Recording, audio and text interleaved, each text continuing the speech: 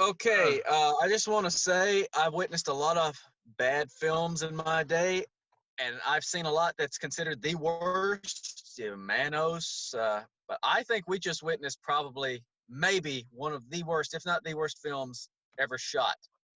Uh, That's one of the worst movies I've ever seen, but it's so entertainingly bad. I just need time to process it. It was so funny, it was awful. I I am literally lost for words. I don't know what I saw, Destin. I just feel I don't either. You like had a madman who was on a literally a killing spree. He was punching people at the beach. He was running over black guys in his parking garage. And then he kills all of his neighbors and anybody that comes. And then we somehow flip it, and it turns into a zombie movie. And he's now the sympathetic character that we must cheer for and root for. I don't know what just happened. but yeah, so like I never seen a movie where the whole movie is this guy who is killing people. Like, so you can't sympathize with him. He's actually randomly punching random people on the beach, like you mentioned before, just punching people. Like he doesn't know who they are, and then he turns around and at the in the third act, he's a hero. What? And there's zombies. There's zombies, Why? and I thought it was just in his head, but then his wife sees them too. So Yeah, it's all actually happening. soon as she seen him, I'm like, oh, so this is real. This isn't in his head. That was funnier than any comedy I've seen in maybe 20 years, especially modern day. That was one of the worst movies I've ever seen, but it's so terrible, it's absolutely hilarious. I I loved it. I hated it. I have mixed feelings about it. I need a documentary I from need Red to. Shirt Pictures about what this movie is and what I need to know that. Shout Factory, release this movie on collector edition Blu-ray. I will buy it and put a 3-hour doc on it to explain it. Oh, I would love them to release it and then release our commentary track right along with it because Oh my gosh. I was really literally like confused. All right, so because neither one of us seen this movie before, so we didn't know what we was expecting. Uh, and I had a good time with it. It's just Oh, I I just think it's the best. It's my favorite that we've seen so far on here. yeah, I That's agree. I agree. absolutely my favorite one. I enjoyed this more than anything. Yeah, this one was fun. This was more fun than Fall Break actually. Uh, it just it's just the randomness is random. Like who randomly walks around like he reading his wife's diary in a montage of reading the diary and getting mad, punching trees, That and he and was then kicking and punching. and then start hitting like screen doors that is on the dock. Like, where's that screen door to? But just like kicking and then walking on the pier, and this random guy just walking. He probably waved at him like, "Hey, buddy, how you doing?" He's like, "Ah, Bam. I'm gonna toss you over this thing." And then like he's walking down on the beach. Like, well, maybe if I go by the water, I clear my head. And then this one guy's like, "Oh man, I love this water. It's nice beach today." He's like, "Ah, Bam. die!" Boom, boom, boom. I'm in the I tell you, ground. it takes a lot to get me to actually laugh, like literally LOL, as the kids like to say today. I busted out laughing during this. I don't know how many times, whether you was making a comment, whether it was something we were seeing on screen. I couldn't stop laughing at this movie. Man, this movie gave me so much joy, and I needed that right now. Absolutely. This movie. Oh, wow. So, all right. We mentioned it.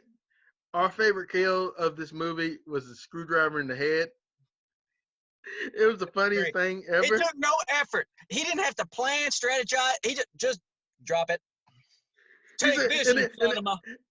and the guy was like, ah.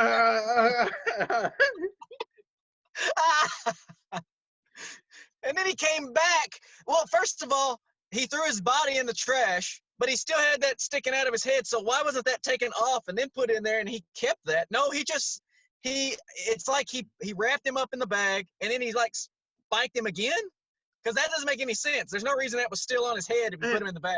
and not only that, he burnt his body in the garbage can, with no accelerant, nothing to help. Like Nothing. I try to burn wood, it doesn't work that way. You need something to light it to make it burn.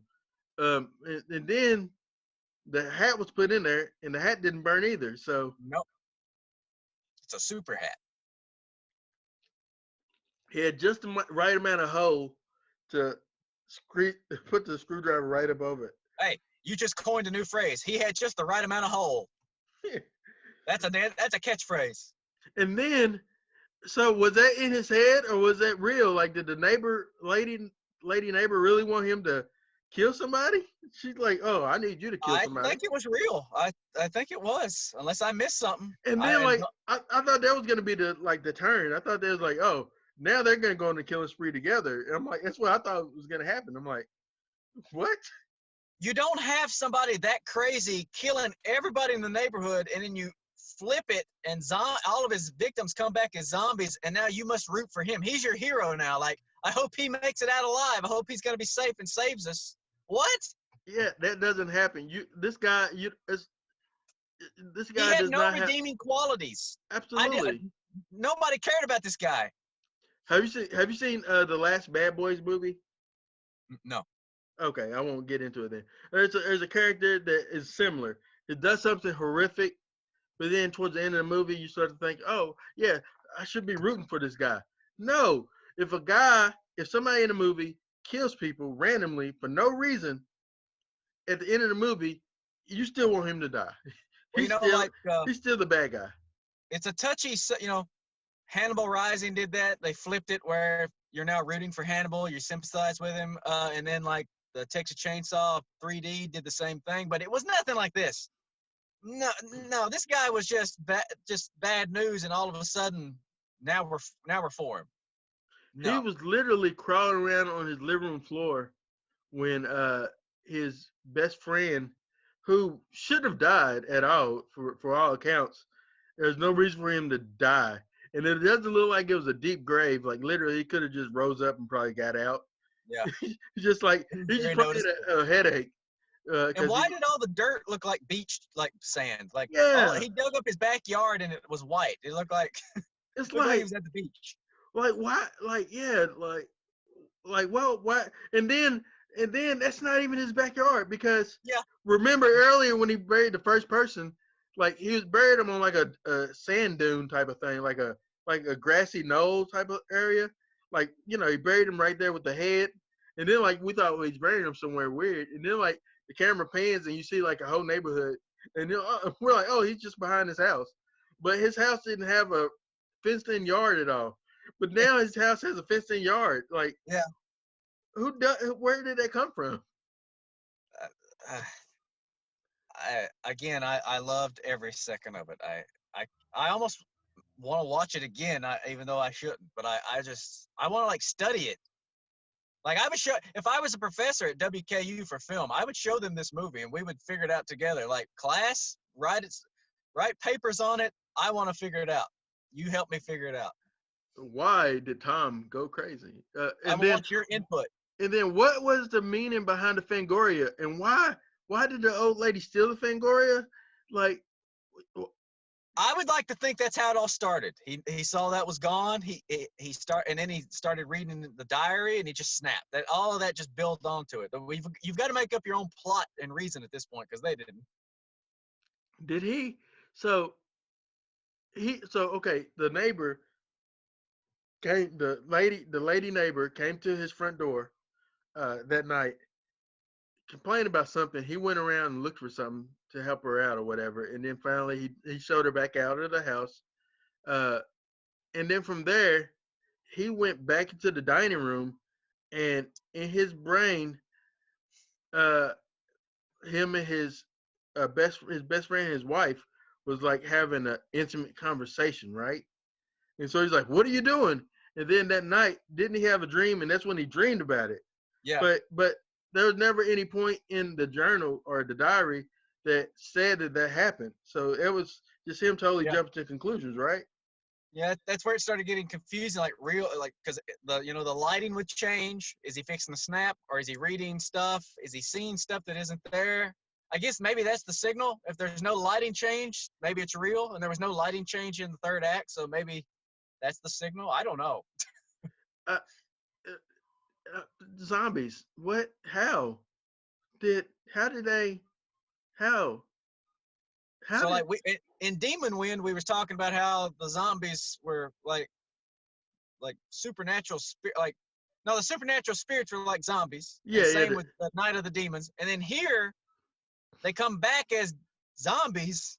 So the movies keep turning into something else, like, or they keep going for something else and they turn into something else. And this one turned into something I don't even know how it changed.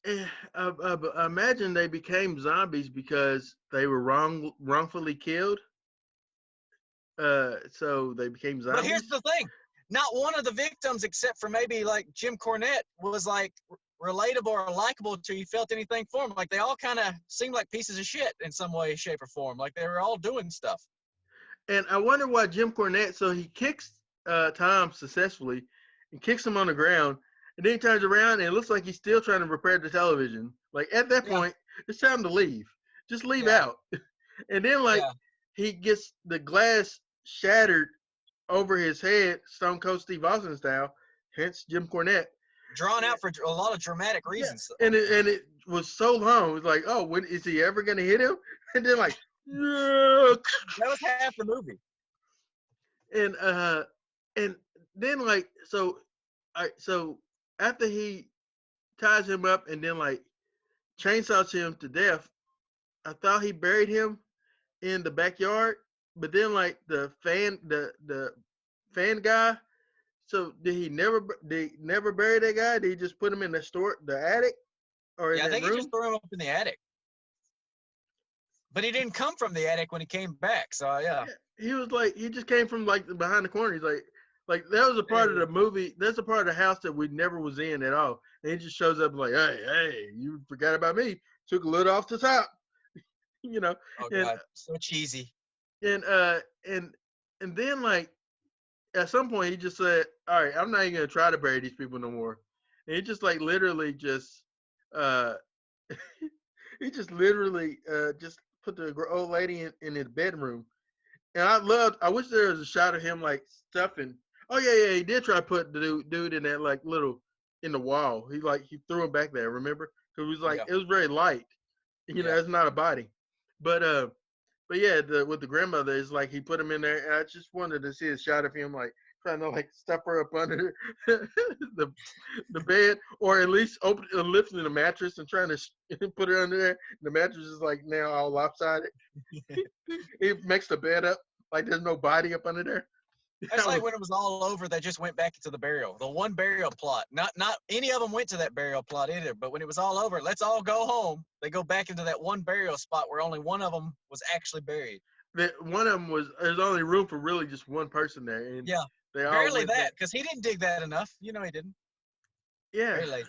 Oh my goodness. So all right, so this movie? I got to give this one a 5 on the riff scale. It's a 5. It's a 5 for me too.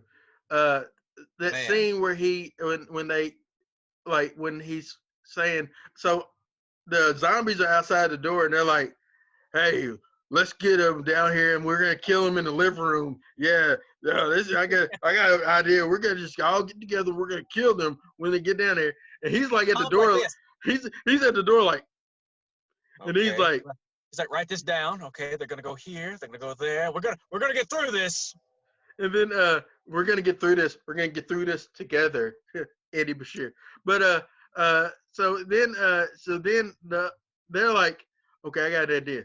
Hey, this is what we're gonna do. We're gonna act like we're gonna go down there and we're gonna kill. I'm gonna kill you. Say I'm gonna kill you. I'm not gonna really kill you. Okay? I'm whispering so they can't hear me. And the other guys in there like, dude, I totally hear what you're saying right now. Yeah, I'm zombies. Mental note, and any villains out there, don't go through your grand scheme to get somebody and how you're going to go about it when the person you're trying to get or people you're trying to get are literally right in the next room through a thin hall door that can hear every word you're saying because they're going to escape. And also, don't do that when the other zombie guy that you took the top head off, top of his head off, scalped, is like literally behind you. He's not Yeah. like way away from him. He's like right there. He's like, I'm here. Because he was actually having conversations with the other zombies on the other side of the door, and they never showed Tom them anymore. They was like, oh yeah, well, I should kill him because I was the first person he killed. And then like they're like, well, no, actually, I was his best friend. He killed me, so we should kill him. And they're like, this is like Bloods and Crips of the zombie world. What's Yeah. going on? Yeah, like who's gonna get? And then when they finally get out, they just let him pass. Okay, just come on through. And It was like he was trying to get through the buffet line or something. and when the door opened, it was like no one in the hallway. Did you see it? Yeah, There's yeah, a shot where there's no one in yeah. the hallway, It was and just then dark. like, It was and nothing. then like the camera switches the angles, and you can see all the zombies there looking at him like, "Hey, come on." Hey, what's up, man? Good to see you. Yeah, like, and I'm like, whose head is this in? And He then, was like, excuse me, excuse me. and then we gotta talk about it. So Tom kills himself, and at the very end, Sadly. we have the Jason Voorhees boat scene slash uh, seven scene, right? Yeah, Uh, very reminiscent of that. He came out from the board yeah, with terrible makeup. and screaming. Ah! Was he screaming or laughing? I Yeah, don't know. yeah. See, he should have been laughing. He should have been like, Or bear with me. He should have came out yawning like, "I'm tired," yeah. Oh my gosh, yeah. Oh, I'm tired, so tired. because that is every time his wife had a conversation with him in this movie, his line Tired, was, "I'm tired," and she's I'm like, tired, "Man, you should go eat a banana or something. You should, like have low energy or something." so tired, baby. I'm tired. I don't even feel like eating bananas. It's maybe could you fed me this old cold looking pork chop? I don't know. Yeah, And my buddies here talking about like scoring with a 17-year-old. Like, what, you creeper? Why are you friends with this guy? yeah, Ew, you should yeah. My call. best friend. Why? And he kept saying it's your best friend in the whole world. Y'all been friends for a long time. He was the best man at your wedding. Like weird exposition. Well, anyway, I enjoyed the movie. I hope it is on Blu-ray. Yeah, I'm gonna look this. I'm gonna look this up later. I'm gonna dig. I What gotta find out more about this. what year was this? What year was this? It had to be after '84 because that guy had a shirt on. Killing Spree. The I wish Killing there was Spree a movie, sequel.